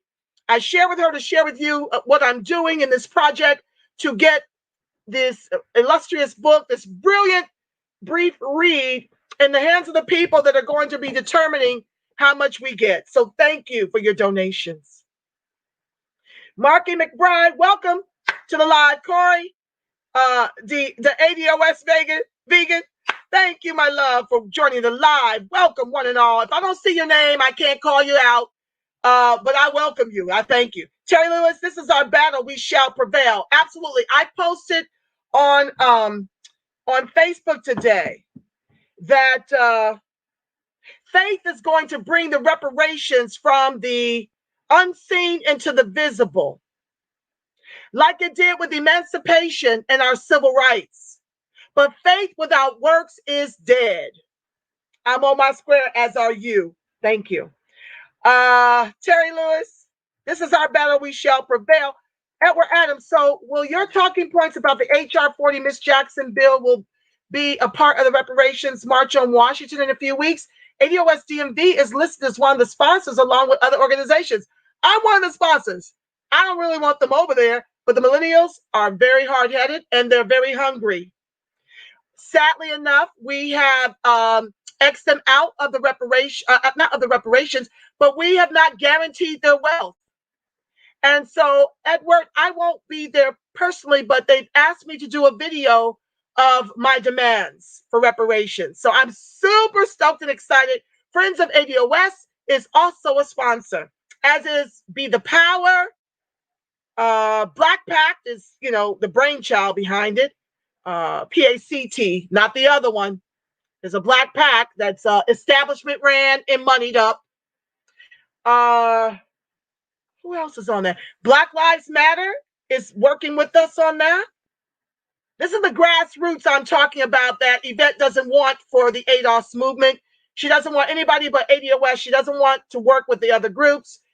Unakin to me. I want all grassroots and all allies. So if you're interested in the work I'm doing with my comrades, please hit me up at friendsofADOSTV@gmail. I've got a page, but it's not fully fleshed out. So I prefer an email so I can have my list of those of you who want to fight with me and so many brilliant others from so many other great grassroots.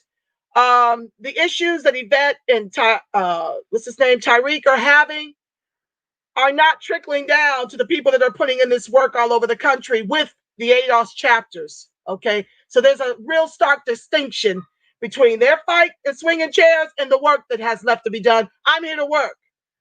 If you're here to work, hit me up at friendsofADOSTV@gmail, and at least I'll have your information for when we need to make decisions about legislation, about making dials, about signing letters, and enlisting your help in that way all over the country. Marky McBride, I've been wondering if ADOS should demand reparations from Africa. We already are. Thank you for asking, but yeah, it's oh, thank you, Trey. You said you can hear me. Very good. Linda Jennings, good evening from ADOS Chicago. Thank you, my love, for being on the live. Oh, Margaret McCall has something important to say. Tamara Johnson, Sheila is a fraud. She pulled a fast one on ADOS and hurt the movement by playing the damsel in distress. Stop promoting that faker who just want to beat Warnock and is the real agent. Darling, my love, Margaret McCall, And to all of my loves, Margaret, you've been around a while. I can't believe you're saying this. Just real quick, this is the same type of thing they did to the Friends of ADOS PAC. This is why we're fighting for structure right now. Yvette is fighting to get control over the movement we created. I'm not going to go into it too long or too much. But I do want you guys to understand, especially those that are new to the movement, who are dragging me without having all the information. I was a founding member of ADOS SoCal right after Juneteenth. Okay. And then I formed the Friends of ADOS Super PAC with Marlon Aldridge. And we had a beautiful board. It took us about a year to assemble that board. Tamara Johnson-Sheila was one of the first people I met. She was amazing. She is the reason why I have a show. She was at the inaugural conference. She has run 4 other times, not for Congress. So she was trying to run for Congress on a state level and then decided that she wanted Congress. Okay? And so she changed. And in the beginning, she had ADOS Atlanta helping. But then the Agents of Chaos at ADOS Atlanta started doing exactly what you just shared, Margaret. Calling her this, that, and the third, doing everything they could to undermine her. I had her on my show. I mean, we have been long-standing friends, so it hurts my heart that people can say these disparaging kinds of things about someone who was a sister, who rides hard for ADOS.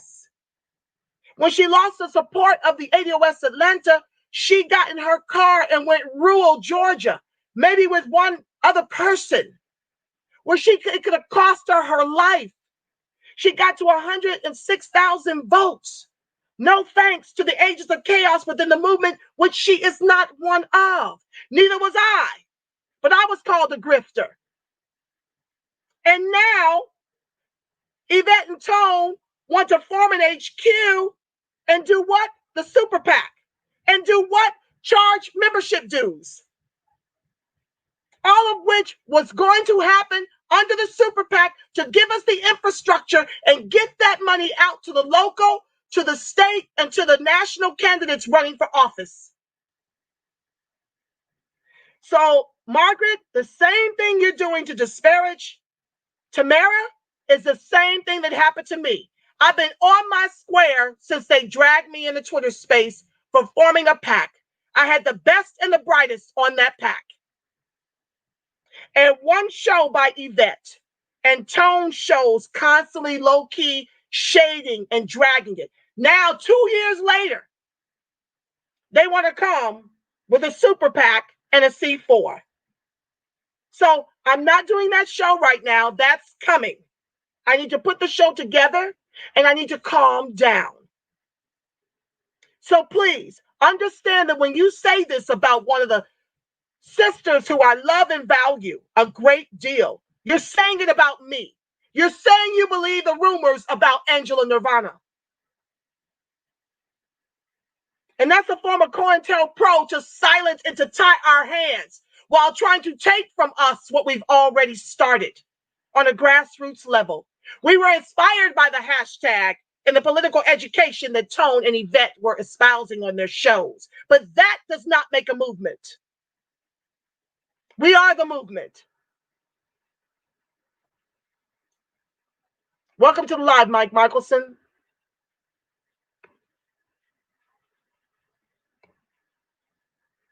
That is why we have to jettison racial construct and focus on consequence of targeted action. Teresa Moses, welcome to the live. Dayton, Ohio, hometown baby, what's up? Love you. Thank you for joining the live. Terry Lewis, yeah, your love did that yesterday. Hey, y'all should subscribe to Angela. Hey, man, yes. Oh, let me put this in case you guys have any shekels you want to throw my way to educate the masses and to advocate for our reparations. Let me show you where you can do that at while I keep reading your comments, and then we'll stop it, okay? Back to the comments. Deborah Burrow, I ordered the book, The Black Tax, last week and received it yesterday. Great. Alexis Cummings, how is Tamara a fraud? Like I said, this is what the agents of chaos within the ADOS movement is doing to disparage anyone that tries to do anything without kissing the ring. You get dragged, you get called a grifter, your whole campaign gets decimated, and you lose support. She's not a grifter. Frida Gillespie, what's up? Margaret McCall, every case is separate. I trust and believe you, Angela. I'm on your side and can see what's really going on with some folks. Margaret, my love, you can't be on my side and against Tamara. You really cannot. I know what you've been told. I know what it may even appear, but I've known this sister long before she even changed lanes to run for Congress. I can't buy into that, my love. I think that's all the comments for now. Or did I jump? I think that's it. Okay, great.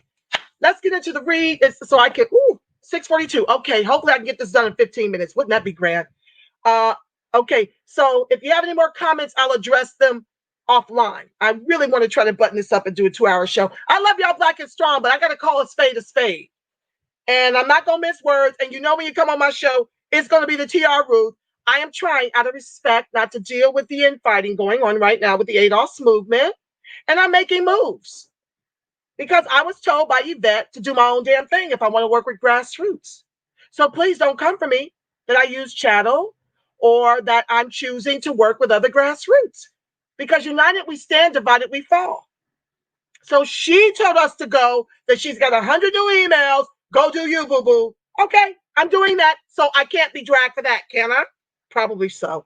Anyhow, back to the text. The black tax now. I do want to share with you guys another book I need you to get because it's going to be a part of my Becoming Your Own Economy by the same author. Let me share the screen so you guys can get your books.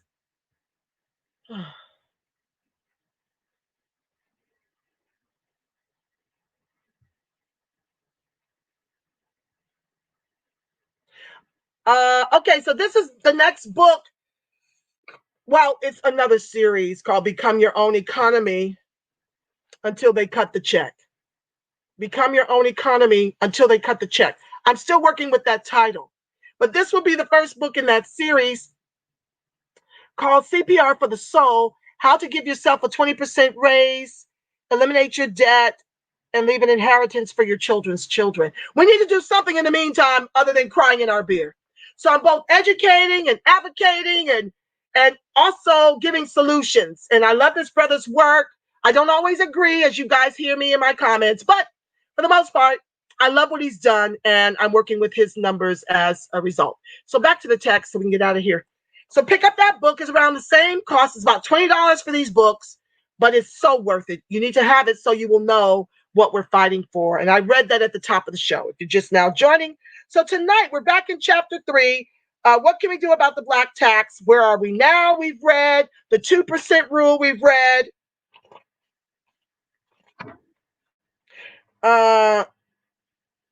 the cumulative effect of the black tax on American wealth.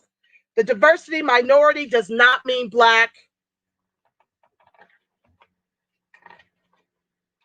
Get your PhD. Now we're on the power of purchasing. These are a couple of short pages, okay? So bear with me, get your libations. Now, the power of purchasing. So this is a section where he's coming up with solutions. And in addition to the reparations and the trillions over multi-generations, these are some of the other things we can choose. We can chew the meat and spit the bones, right? So I'll be commenting. Consider the following statistics which represent trillions of dollars of spending. African Americans spend 2% of their 1.2 trillion spending power on black businesses. Now, this is simply not true. When he's talking about 1.2 trillion, he's talking about black immigrants who pretty much own all the wealth of the blacks, okay? And this number is from 2017. The number I've been working with is of the 3 trillion, they share about 2.3 trillion, and we share less than 700 billion as American descendants of chattel slavery with no wealth. It's a very different story for the majority of the black immigrants who come over here for money. They want you to believe that they're all poor picking oranges, but no, that's not the case. We were replaced by Mexican and Asian immigrants, Hispanic and Asian immigrants at the Wells Fargo out here. I've shared about that with you in past archives, so check that out. But no, We don't have this kind of spending power. That is a lie. When you unflatten blackness, you will come to understand that black immigrants mostly benefit for the lion's share of the spending power we have, which is very little. Furthermore, 3 trillion is nothing compared to over 100 trillion. 3 trillion is nothing in comparison to over 100 trillion that white folks share. Okay. Corporations spend hundreds of billions on their supply chains, and less than 2% of that purchasing power is spent with black businesses. We don't have black businesses like that. Obama lent less than 1%, or maybe it was 2% of the SBAs to black businesses. We don't have businesses like that. And if we do, we're sole proprietors. We don't have employees. By and large, our businesses can't afford employees because the banks don't lend to us. So the corporations spend hundreds of billions on their supply chain, and less than 2% of that purchasing power is spent with black businesses. We don't have those businesses like that for them to spend more. Can't afford it. The federal government spends close to $600 billion annually buying goods and services from its suppliers, and has a target of 5% of that earmarked for disadvantaged businesses. However, substantially less than 5% goes to black businesses. Once again, when you give set-asides and loans to immigrants, who's benefiting from those set-asides?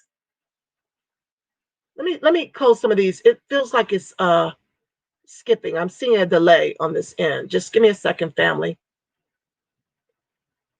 Close down. Okay. Hopefully it won't buffer. Hopefully it's not buffering on your end, but I'm seeing this kind of slow thing dragging. Okay. So anyway, like I was saying, the federal government spends close to $600 billion annually buying goods and services from its suppliers. When you're talking disadvantaged businesses, then you're talking people of color, minority, all that kind of nonsense, right? While black businesses get overlooked, because just like affirmative action, when you're feeling that you're a people of color, African American, black, minority, we can't be seen. So those benefits go to those who mark that, whether they descend from chattel slavery or not. And this is why we're demanding reparations in the trillions over multi-generations over these policies. They can just flatten it all and give it all away. Purchasing is about consumers, businesses, and governments, CBGs, purchasing products and services from black enterprises. Whether you are a consumer, a business, or a government, if you are interested in creating jobs and businesses within the black community, the purchasing of goods and services from black enterprises must be a priority within your supply chain strategy. Well, first, we need black business enterprises for it to be a priority. This is the excuse they use. We don't exist. So you can sound the alarm all you want about priority, but how can you prioritize something that's non-existent when you allow everybody to own us in our own communities? And then talk about how we're not spending with each other. What an oxymoron that is. Remember, your supply chain is comprised of the businesses that you purchase goods and services from to achieve your personal or business objectives. Since it is unwise to expect others to prioritize something that you do not, you should make purchasing goods and services from black enterprises a priority. If we had them, we would. Furthermore, because if we do have them, they're few and far between, which means the prices are through the roof. I went to a black-owned business Saturday Pass to get some gifts. They wanted $30 for one of those water bottles. I could go down to Santee Street and get it for $5. So you make us a wealthless group, and then you expect us to spend money with each other for businesses that we don't own because they're not lending to us like that, while giving set-asides and loans to all the other groups to come into our communities, treat us like crap, and then blame us for not buying from each other with the little income that we've got because our wages have been suppressed by immigration. Then you knock us from not spending with black businesses because we can get it cheaper for the folks who are endowed financially. Make it make sense. Yeah, we can't make each other a priority from nothing. This is what happens. These people have all these grand solutions, these grand sweeping ideas without looking at the data.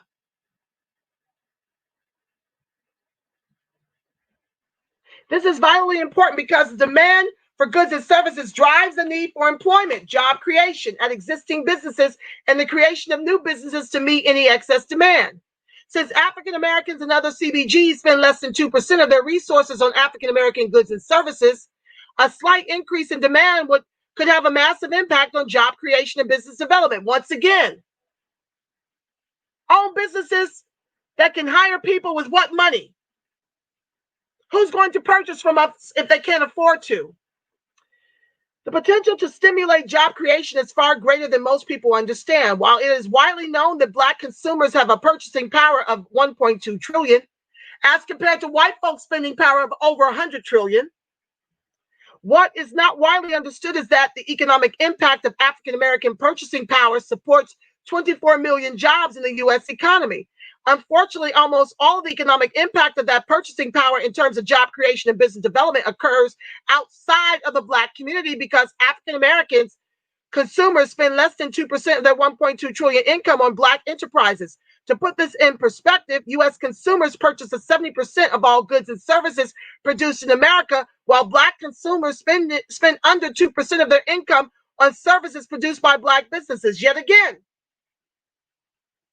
if we're blessed enough to have employment, know that our salaries are suppressed. They're not commensurate with immigrants and white folks. I've read you that data from the Color of Wealth LA, Color of Wealth Boston, Color of Wealth Miami. We're not earning the same as our counterparts. We earn the least of them all. Even Hispanics are neck and neck with the earnings of the American descendants of chattel slavery. Why should we be in a race for the bottom as they continue to keep rising to the top? This is a huge missed opportunity because purchasing products and services from Black enterprises drives incremental employment within those enterprises and within their supplier base. Well, once again, if we're not being gainfully employed because affirmative action benefits white women, immigrants, and LGBTQIA, and we're the last hired, first fired, and our salaries are suppressed and not even commensurate with everyone else, then how are we going to buy Black when the prices are jacked up because we have so few businesses? You don't expect us to be wise with the little bit we've got and go and try and find a bargain for the very people that you entitle to do business in our communities.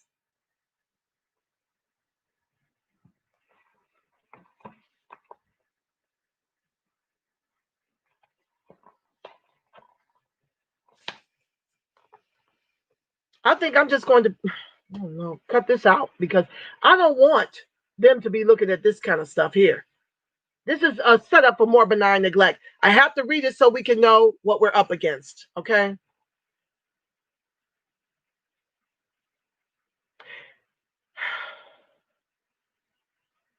This means that employees also make purchases from other companies that induce even more employment. For every additional job within a Black enterprise, direct employment, another job is created within their supply chain, indirect employment, and another is created from the economic activity of those employees, induced employment. Because Black enterprises have the highest concentration of Black employees, in most cases, up to 75% of those jobs will be from the Black community. U.S. corporations spend hundreds of billions of dollars on their supply chains, but only 2% of that spending is with Black companies. The federal government also purchases nearly $600 billion a year and has a target for 5% of that spending to go to disadvantaged businesses. This is a summary. I don't have to read the rest of that. It's just an overview. Okay, like I said, you already heard what I had to say about that. Let's move on, and then I'll pray you out. The power of hiring. Consider the following statistics. 93% of Black-owned businesses rely on 50% or more minorities to fill available jobs, while 60% of white small businesses have 0 minority employees.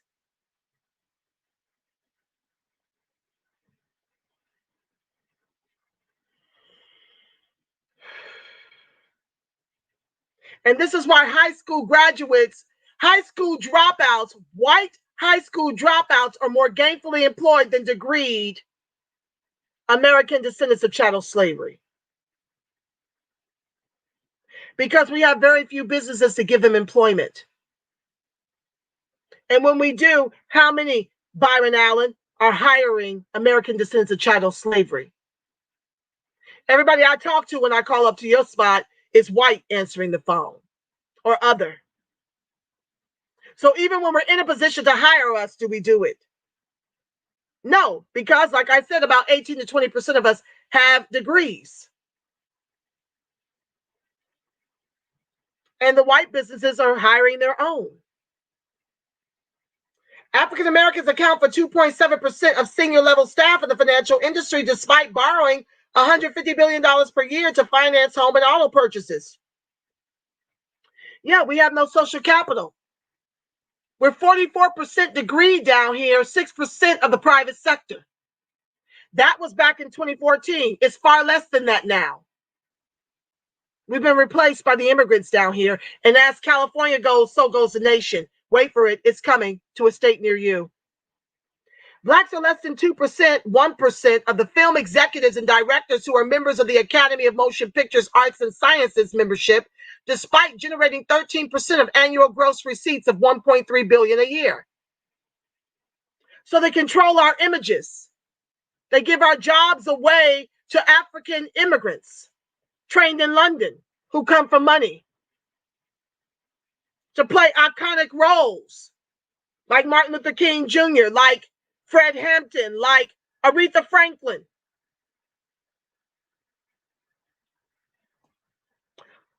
Overall, in terms of purchasing, African Americans spend $1.2 trillion to support 24 million jobs in the U.S. economy. While many of these jobs are high skilled and well paid, few are held by African Americans. How can, if affirmative action is benefiting white folks and then immigrants and then LGBTQIA, and we're only 18% of the degreed, and affirmative action doesn't benefit us with quotas where they have to hire us, akin to what they did for the baby boomers, which is why they're sitting up lovely and sadly not giving a damn about the rest. How can we be considered with no social capital? There are assorted reasons for this. Some are nefarious, like explicit bias. Some are unintentional, like implicit bias. Others are due to the lack of social and professional networks. I just said that. So if we're not getting the high-skilled, well-paid jobs, and we're working gig jobs even while degreed, where's the money to do business with each other? And the businesses we can't afford to own because they're not lending to us because we have no collateral.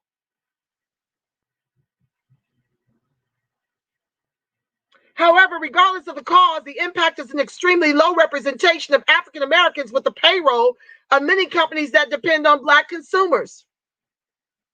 This low representation also depresses the earning power of large numbers of Black workers and reduces their ability to accumulate wealth. With what? Cut the check. Run me my money. Run me my money, like the kids say. Think of it this way. When you buy a good or service, you are engaging in trade. And the purpose of trade is to leave both parties in a better position than before the trade. If your community, region, or state is in need of investment, then your participation in trade should facilitate meeting that need. If you are the seller, you can use your profits to address the need. If you are a buyer, you can and should encourage the seller to invest in your economic development to secure your business.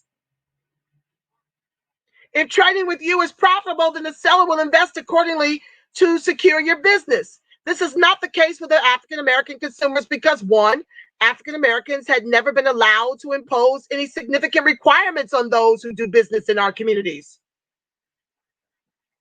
Dollars bring dignity, and you can make demands. Without it, you can't. Number two, it has now become normal to trade without demanding or expecting more for our money, which is now over 1.2 trillion. Lies. Maybe it was in 2017 when he published this book, but like I said, he's talking largely about Black immigrants. We don't share in that. to spend over $1 trillion per year and not expect to require meaningful investments in African American economic development encourages exploitation, not investment. Yeah, we are an exploited group. One of the most potent ways to spur economic development is through employment, which allows consumers to support their families, invest in their communities, and consume more. However, there are millions of African Americans missing from the payrolls of various companies and institutions because there's little incentive to hire more African Americans. Yeah, when you weaponize immigration against us, you can suppress the wages and never have to hire Black folks. As we have seen in parts 1 and 2, bias against Black Americans is significant, long-lasting, and has mostly evolved from a conscious to subconscious state. So waiting for people to change on their own would not be a wise strategy. That's what affirmative action did for the baby boomers. They allowed that to be co-opted by white women, immigrants, and LGBTQIA. While our offspring, our children and grandchildren eat dirt. And then ADOS, the lineage, want to fight me for fighting for reparations, for encouraging that we weaponize our vote and socialize our suffering. Y'all just keep voting blue no matter damn who. While your children and your children's children eat dirt. People are more likely to change their behavior when they have an incentive to do so. If their jobs or profit margin is affected by their level of hiring African Americans, they will have plenty of incentive to hire more. It is also important to understand the power of marginal economics. Since the average company is not very profitable, the average profit margins of most companies are between 3 and 4%. Small changes in revenue can have a large effect on profitability. Therefore, changes in African American spending patterns can have a significant impact on company profit margins. Our spending does matter and should be prioritized with companies that invest in us. When we spend money with a company, we should think about it as a form of investment. And in exchange for our investment, we should receive a quality product or service, and they should also invest in us. One of the best ways to invest in a community is to employ people within that community. Not when you don't have policies that protect you from discrimination. Not when you have policies that there's not a secure gate up for your people exclusively that were supposed to be made whole by those policies post-slavery. You've given it all away. And then you sit up and scratch your head, Rahm Emanuel, as to why Chicago has the highest rates of Black-on-Black crimes and murders. You closed down over 30 schools. We're not falling for it. Next time, family, we're going to go over the power of deposits. If we have time, we'll get into a portion of the conclusion. We're almost there. I want to thank you so much, family, for being the wind beneath my wings. I want to thank you for riding with your sister despite the ages of chaos and the way they disparage me in all the things I'm looking to do and continue to do despite what they do. I continue to fight for American descendants of chattel slavery. That's my square. That's my assignment. That's the way I choose to use my education, my gift of speech. I choose to use it in that way for my people exclusively because we are the forgotten. And I thank you for rolling with me, despite what you hear. Those of you that have been here a long while, you know who I am, as I know you. And when you see the disparaging claims of me as a grifter, or me being an agent of chaos, or me lying about the history of this movement, you know the truth. And I need for you to correct the folks when they come for me, because they're coming for me. I need you to be strong and hold it down for me out here. I don't need permission to move. I don't need to kiss the ring. I've got my way of seeing things and my way of doing things, and I'm happy to be able to collaborate with some of the best, most brilliant minds in the country to get this done. One monkey don't stop no show. And it will not stop this show. With that said, family, for my peace of mind, I'd like to pray you out and remind you that the light of God surrounds us, the love of God enfolds us, the power of God protects us, and the presence of God watches over us. Wherever ADOS and its allies are, God truly is, because you are the face of God. You are the voice of God. You are the body temple of the Spirit of the living God. Until Friday, family, you go out in these streets. You show the world who you really are. A beautiful, magnanimous, brilliant American descendant of chattel slavery, proudly. The ancestors are with us, despite who is against us. And we're going to win as long as we continue to put in the work. You make it a beautiful, God-inspired rest of your evening and work week. I'll see you next Friday, 5 p.m. I love you, Black. I love you, Strong. Mwah. Peace, family.